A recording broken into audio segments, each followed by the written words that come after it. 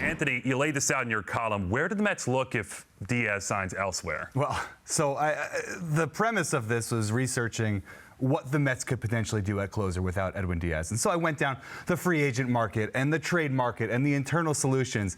And my conclusion, they better re-sign Edwin Diaz. It's a little ugly out there. And that's not to say that there aren't good pitchers available. There are. The Mets are going to sign quite a few relievers, a trade for relievers, regardless of what happens with Diaz. But when you look at the closer types, beyond Diaz, it's really hard to approach that level where you're talking about maybe the best reliever in baseball. The name I probably like the best is Pete Fairbanks of the Rays, who's always around in trade rumors, and you start talking about the Rays and they trade everyone, especially from their bullpen. He throws 100, like it's a facsimile of Edwin Diaz, but it's not Edwin Diaz. And you get beyond him, you look at the free agents out there, whether it's Emilio Pagan or Kenley Jansen, like these guys all have warts to them. Whereas, I'm not saying Diaz is a perfect pitcher, but for the Mets, I think he's about as perfect as you can get.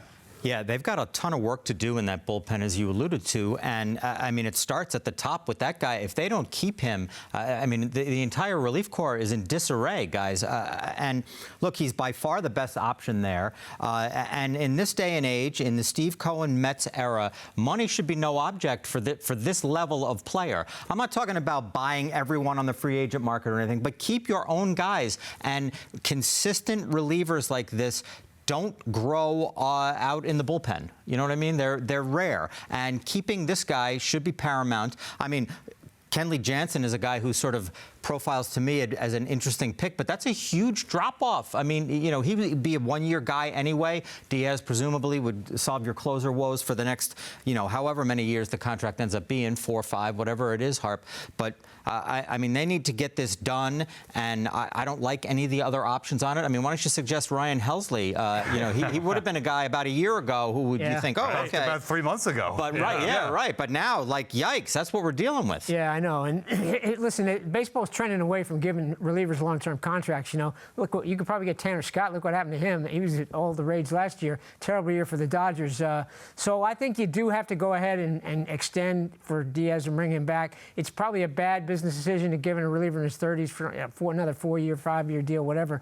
But he does buck the trend because the volatility. He doesn't have that volatility from year to year, at least for the most part. So I think you got to go ahead.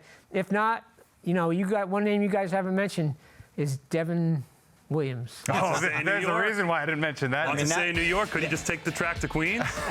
I mean, is this a troll suggestion here? Speaking of how, he finished well. He did finish well. I know. Look, I think he was intimidated by the whole New York the Yankee expectations and all that. He wasn't the same guy. But later in the year, he actually pitched well. Maybe you can say that was because he was out of the closer's role as well. But he had 4 scoreless innings in the postseason. He's back. He was back to throwing that elite changeup. So, I mean, Queens is still New York, but I don't know if it's the same. Would be the same type of pressure as he would face in the Bronx. He might be the second best guy out there. Robert Suarez has an opt-out. He might be another. Well, this is kind of my point, Harp. I don't disagree with you that Devin Williams is one of the best alternatives out there. That is the point, one of the best alternatives out there is a guy who lost his job this year. I mean, this is the market we're talking about. So anything other than Diaz, and I actually don't agree with the fact that Diaz has been consistent. Like, he's been a little inconsistent throughout his career. But when you compare him to the other guys, he is just head and shoulders above anyone else you can get. You say Devin Williams, I go, oh, and I say that about pretty much any name you could bring up.